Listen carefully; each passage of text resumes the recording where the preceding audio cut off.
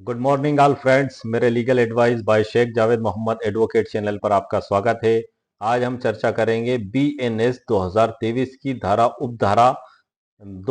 दो की उपधारा के सद्भावना पूर्वक के संबंध में गुड फेथ, जिसको गुड फेथ भी बोला जाता है, जो धारा दो की उपधारा 11 में परिभाषित की गई है, एक बड़ा ही महत्वपूर्ण शब्द है।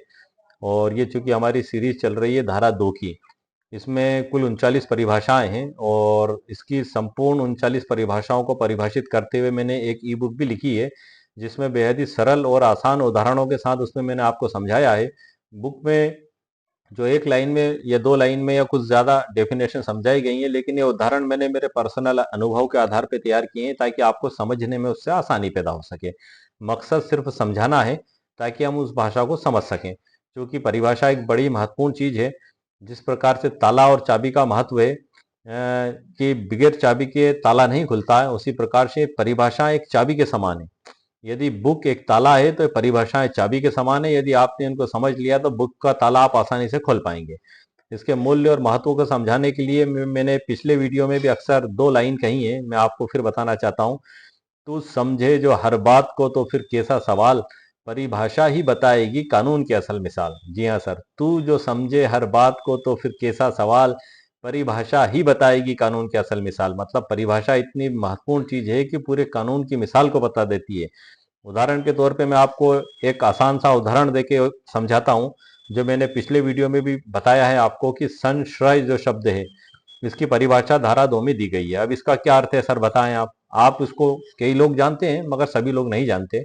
इसका मतलब ये होता है कि किसी भी अपराधी को, जो अपराध किया हुआ व्यक्ति है, उसको पुलिस और न्यायालय से बचाने के लिए मदद करना, छिपाना, गोला बारूद, हथियार, रोटी, कपड़ा, मकान आदि देना, ये संशय शब्द में परिभाषित किया गया। अब पूरी बुक में कहीं लिखा हुआ आया है और अगर आपको इसका मीनिंग नहीं मालूम है तो आप उसको समझ नहीं पाएंगे। इसी प्रकार से जज साहब भी कई बार चार्ज लगाते हैं तो उसमें शब्दों का इस्तेमाल करते हैं, तो ये बड़ा ही महत्वपूर्ण है।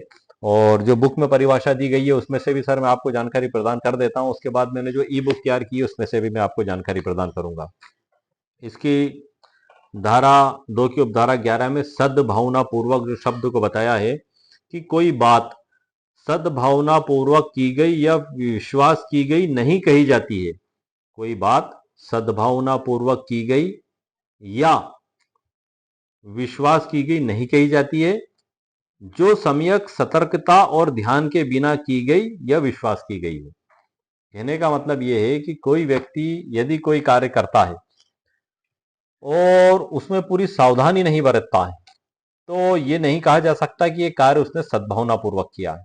इसमें जो मेन परिभाषित की गई है कि कोई बात सद्भावना पूर्वक की गई या विश्वास की गई नहीं कही जाती है, जो सम्यक सतर्कता और ध्यान के बिना की गई या विश्वास की गई हो। मतलब आपने सम्यक सतर्कता और ध्यान के बिना ही उसको किया है तो ये नहीं माना जाएगा कि वो कार्य सद्भावना पूर्वक किया गया। आपको पूरी सुरक्षा, पूरी सावधानी, पूरी सतर्कता बरतते हुए कार्य करना है। उसके बाद यदि कोई घटना दुर्घटना हो जाती है तब इस पर विचार किया जाएगा कि आपने क्या पूरी सावधानी बरती थी, क्या आपकी नीयत ठीक थी, क्या आपका कार्य सही था, क्या आप इलीगल थे, आपने अपराध किया है या नहीं किया है, ये सब बाद में डिसाइड किया जाएगा। उदाहरण के तौर पे हम ऐसे भी समझ लेते हैं कि एक डॉक्टर जो है कि किसी मरीज का, पेशेंट का इलाज करता है, पूरी सावधानी बरतता है और बिल्कुल उचित ट्रीटमेंट देता है। अगर कोई भी डॉक्टर दूसरा भी चेक करे तो बता सकता है कि हाँ ये ट्रीटमेंट बिल्कुल सही दिया गया। उसके बाद भी ये यदि मरीज की मृत्यु हो जाती है तो ये सद्भावना पूर्वक किया गया कार्य था। डॉक्टर ने अपनी ड्यूटी का पूरा निर्वाह किया था, वो पूरा प्रयास किया था कि पेशेंट की जान बचाई जाए, लेकिन वो इस प्रकार से दुर्घटना हो गई तो इसको अपराध नहीं माना जाएगा। इसी प्रकार से जो बुक में गुड फेथ जो शब्द इस्तेमाल किया गया अंग्रेजी में, उसको भी सर मैं आपको पढ़ के बता देता हूं। Nothing is said to be done और believed in good faith which is done और believed without due care and attention. मतलब सम्यक सतर्कता और सावधानी के बिना यदि कोई कार्य किया गया है तो वो सद्भावना पूर्वक की श्रेणी में नहीं माना जाएगा। इसकी जो बुक में बेहद आसान और सरल शब्दों में मैंने डेफिनेशन तैयार किया, आइए सर मैं आपको वहां पे लेके चलता हूँ। इतने आसान शब्दों में मैंने तैयार किए कि यदि आप उसको सुनेंगे और समझेंगे तो आपको हमेशा वो चीज याद रहेगी। तो आइए सर हम आगे बढ़ते हैं। ई बुक है, उसी के अंदर से मैं आपको जानकारी भी दे रहा हूँ। इसकी जो लिंक है मैं वीडियो के नीचे डिस्क्रिप्शन बॉक्स में कॉपी पेस्ट कर दूंगा। उसमें ई बुक और आगे लिंक आसमानी रंग की दिखाई देगी। जब आप उस पर क्लिक करेंगे तो वहां से वेबसाइट पर पहुंच जाएंगे। वहां पे बाय नाउ का ऑप्शन आपको दिखाई देगा। ₹99 कीमत इसकी मेरे द्वारा रखी गई है। यदि किसी को आवश्यकता महसूस हो तो इसको आप वहां जाके खरीद सकते हैं। इंस्टा मोजो पे आपको सिर्फ डिस्क्रिप्शन दिखाई देगी, पूरी बुक दिखाई नहीं देगी। मैं आपको इस बुक के अंदर से जानकारी दे रहा हूँ ताकि आप इस बुक से भली भांति परिचित भी हो लें और आप मेरा वीडियो बनाने का भी मकसद पूरा हो सके, जिससे आपकी समस्या का समाधान हो सके। और आप बुक से अगर परिचित हो लेंगे, जैसा कि अभी मैं आपको बताने वाला हूँ आगे पूरा इसी के अंदर से, तो आपको ये पूरा अंदाजा हो जाएगा कि ये आपके लिए उपयोगी है या नहीं। किसी के लिए नहीं भी हो सकती, किसी के लिए हो भी सकती है। तो जिसके लिए उपयोगी हो तो इसको परचेस कर सकता है, क्योंकि बुक का अंदर का मैटर आप देख चुके हैं। तो परचेस करने के बाद भी आपको यही चीज मिलेगी जो मैंने आपको यहाँ पढ़ के बताई है। इसलिए आपको ऐसा महसूस नहीं होगा कि हमने जो है कि बुक बिना पढ़े खरीद ली या हमको पता नहीं था कि इसमें क्या लिखा हुआ है। इसलिए मैं मेरे वीडियो में ई बुक के अंदर से ही जानकारी देता हूँ। मेरे पिछले वीडियो में भी जो पहले की डेफिनेशंस के बारे में मैंने बताया था, वो भी सब ई बुक के अंदर से ही बताया था। आप मेरे पिछली वीडियो भी देख सकते हैं, उन डेफिनेशंस को समझ भी सकते हैं। और यदि आपको आवश्यकता लगती है कि सभी 39 शब्दों की हम ई बुक को परचेस करें, तो आप इसको परचेस भी कर सकते हैं। आइए सर हम आगे बढ़ते हैं बिना देरी किए। धारा 2 सद्भावना पूर्वक गुड फेथ की जो परिभाषा तैयार की गई है, इसमें डेफिनेशंस में सर ये बताया गया है कि बीएनएस की धारा 2 के अनुसार सद्भावना पूर्वक मतलब गुड फेथ का अर्थ है कि कोई कार्य पूरी ईमानदारी और उचित सावधानी के साथ किया गया हो। उचित सावधानी से मतलब है ड्यू केयर एंड अटेंशन, मतलब पूरी सम्यक सतर्कता और सावधानी के साथ कार्य किया गया हो, जिसमें किसी भी प्रकार की बेईमानी या दुर्भावना ना हो, तो उसको सद्भावना पूर्वक किया गया कार्य माना जाएगा। सरल भाषा में सर हम इसको समझ लेते हैं कि आगे और डेफिनेशन में जो बताया है, यदि कोई व्यक्ति पूरी निष्ठा और सावधानी के साथ कोई कार्य करता है लेकिन उसके बावजूद गलती हो जाती है, तो इसे सद्भावना पूर्वक किया गया कार्य माना जाएगा और उस व्यक्ति पर कानूनी दंड नहीं लगेगा।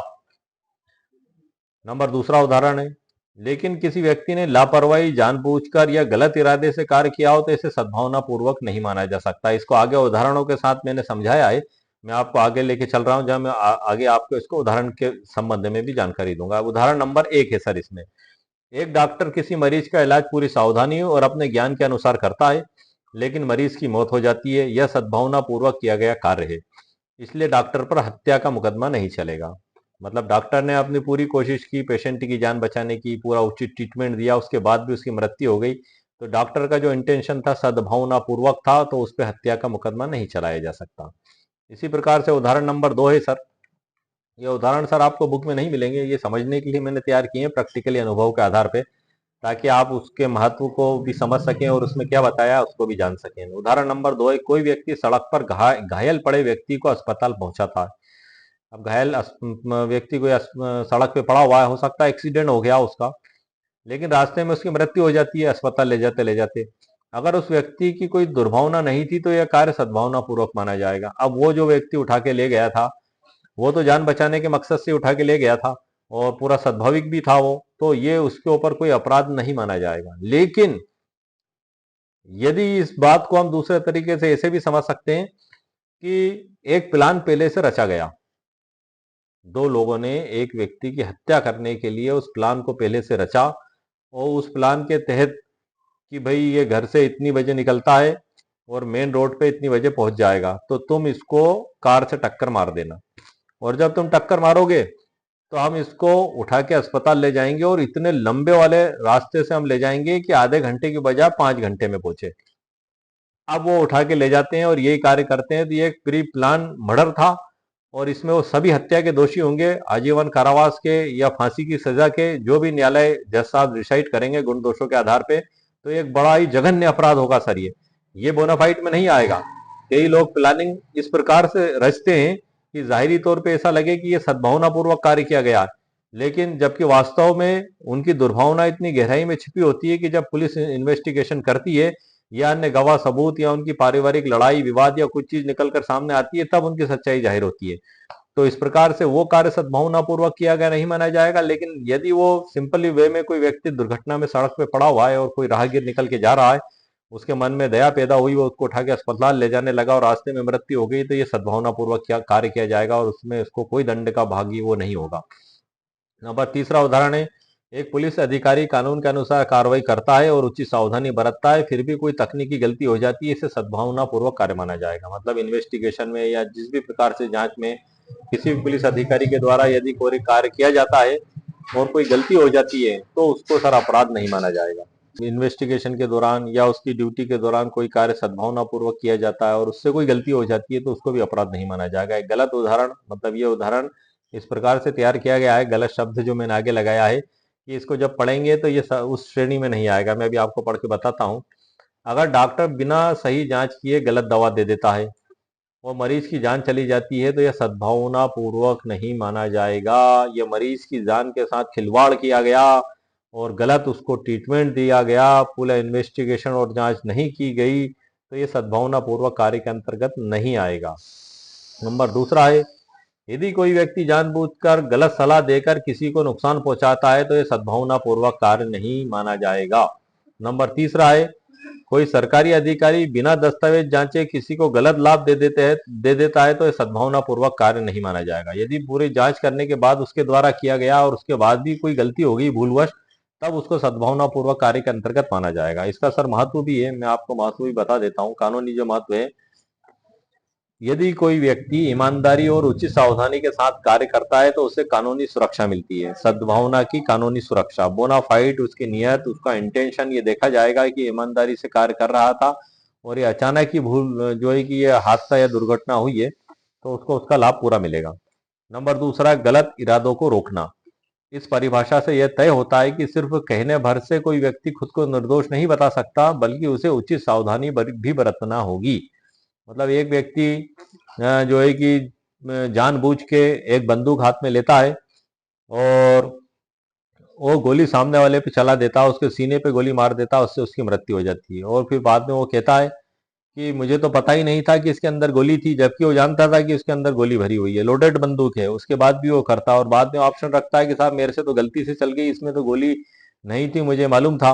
तो ये जबकि वो जानता था कि ये जो है कि कार्य गलत किया गया है और इससे इसकी मृत्यु हो जाएगी, तो ये सद्भावना पूर्वक कार्य नहीं माना जाएगा। उसको पूरी सावधानी के साथ बंदूक को खोल के देखना था, चेक करना था और वो उसके बाद भी फिर कोई घटना दुर्घटना हो जाती है तो माना जाएगा कि सद्भावना पूर्वक कार्य किया गया था। उदाहरण के तौर पे इसी उदाहरण को हम ऐसे समझते हैं कि इधर वो व्यक्ति निशाना लगा रहा है कहीं भी किसी के ऊपर या किसी वस्तु के ऊपर और उसके अंदर गोली नहीं है, वो ये जानता है।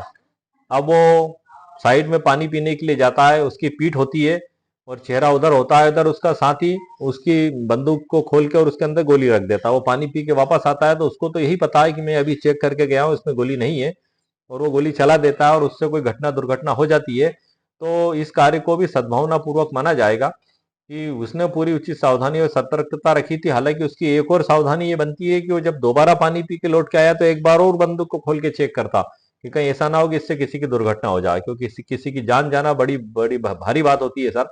इसलिए सद्भावना पूर्वक शब्द का यदि आपको लाभ लेना है तो पूरे स्तर की सुरक्षा और सावधानी आपको बरतना होगी, कहीं भी आपको लापरवाही नहीं बरतना होगी। न्याय प्रणाली में इसका जो निष्पक्ष है, इस सिद्धांत के बारे में बताया गया है कि इस सिद्धांत के कारण न्यायालय यह तय कर सकता है कि कोई कार्य ईमानदारी से किया गया था या दुर्भावना से किया गया था। पूरी जांच पड़ताल होगी, उसकी नियत और इंटेंशन, उसकी भावना, उसकी मंशा, ये पूरी देखी और समझी जाएगी। शीर्षक है इसमें सद्भावना पूर्वक ईमानदारी और सावधानी का महत्व। कहानी शैली, रामू एक डॉक्टर है, उसने पूरी निष्ठा से इलाज किया लेकिन मरीज की मौत हो गई। क्या वो दोषी है? बिल्कुल नहीं होगा, क्योंकि उसने सद्भावना पूर्वक और पूरी उसका सर्वोत्तम नॉलेज का इस्तेमाल कर लिया था उसकी जान बचाने के लिए, फिर भी उसकी मृत्यु हो गई तो वो सद्भावना पूर्वक कार्य की श्रेणी में माना जाएगा। महत्वपूर्ण नोट भी है सर इसमें, किसी भी कार्य को सद्भावना पूर्वक तभी माना जाएगा जब उसे पूरी ईमानदारी और उचित सावधानी के साथ किया गया हो। ईमानदारी और उचित सावधानी के साथ, ऐसा नहीं कि आप बेईमानी और लापरवाही से करें और सद्भावना का लाभ आप लेने आए तो आपको इस प्रकार का कोई लाभ नहीं दिया जाएगा सर। सिर्फ ईमानदारी से काम करना पर्याप्त नहीं है, बल्कि उचित सावधानी भी बरतना होगी उसमें आपको। अगर कोई व्यक्ति सावधानी बरत कर भी गलती कर देता है तो उसे कानून सद्भावना पूर्वक मानकर सुरक्षा देता है।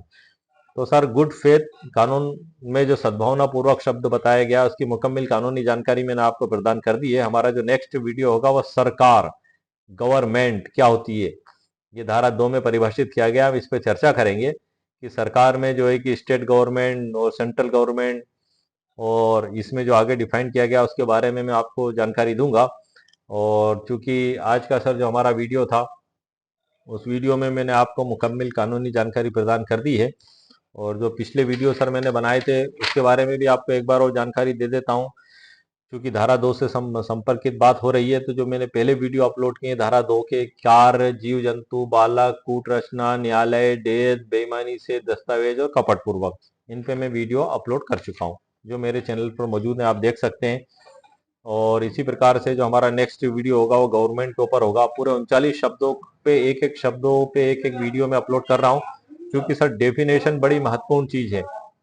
बाद में तो जो मारपीट की धारा है उस पर भी मैं आपको बता दूंगा, लूट, डकैती, हत्या और महत्वपूर्ण अपराध जो होंगे एफआईआर के हवाले से मैं आपको दिखा दूंगा, जो मेरे पक्षकारों के बीच में जो लड़ाई झगड़े हुए। अभी जो है कि मेरे पास एक इस प्रकार का केस आया था कि दो पड़ोसी आपस में लड़ पड़े थे, तो दोनों के ऊपर क्रॉस केस दर्ज कर दिया गया। तो उसके बारे में मैं डिटेल जानकारी मैं नेक्स्ट वीडियो में दूंगा कि किस प्रकार से चीफ होगा, बचाव होगा, और क्या हमें प्ली लेना है, क्या अपना डिफेंस लेना है, ये सारी जानकारी मैं आपको अगली वीडियो में बताऊंगा। और आज के वीडियो का जो शीर्षक था उसके बारे में मैंने आपको मुकम्मल कानूनी जानकारी दे दी है। और अभी और भी धाराएं, 2 की उपधाराएं बची हैं, उसमें मैं लगातार वीडियो अपलोड कर रहा हूं। और उम्मीद है सर आपको मेरा वीडियो पसंद आया होगा। मेरे वीडियो को आप लाइक भी करें, शेयर भी करें, सब्सक्राइब भी करें। ओके, शुक्रिया, थैंक यू सर।